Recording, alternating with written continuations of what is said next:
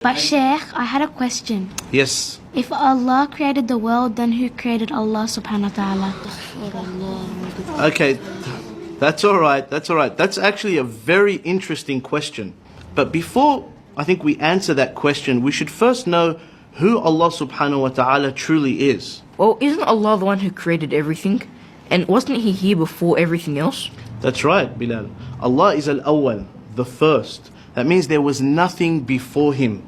Allah Subhanahu WataAllah is, was, and will always exist. So the question, who created Allah, doesn't make any sense, because the word Allah means the one who is uncreated. Sheikh, can you explain that a bit more?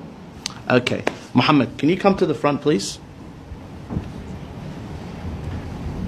So, Muhammad, can you draw for us a square that's also a circle?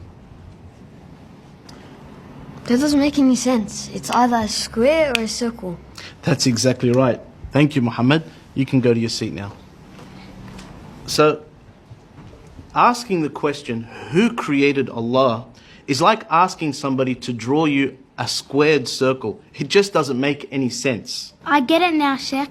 There's a problem with the question. That's exactly right. The question doesn't make any sense. But that's not all. If we say Allah Subhanahu WataAllah was created, then we would have to ask, who created Him? And then we would say, well then, who created Him? And that would go on and on and on forever. And the entire world would never have existed. Let me give you an example. Aisha, if you wanted to sleep over at your cousin's house, would you have to ask your parents for permission? I'd ask my mum. That's exactly right. Now, what if your mum had to ask your father for permission? And then your father had to ask his father for permission. And that goes on and on and on and on. Would you be able to go to your cousin's house? No. So what needs to happen for you to be able to sleep at your cousin's house? Well, that's easy. Someone would have to be able to make the decision without having to ask anyone else. That's exactly right. Likewise, the world would never have existed unless Allah had created it without relying on somebody else.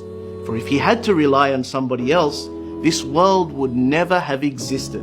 It is necessary for this world to have a creator that is awesome, He is absolutely powerful, He is uncreated, and He is the originator of all things, and that is Allah.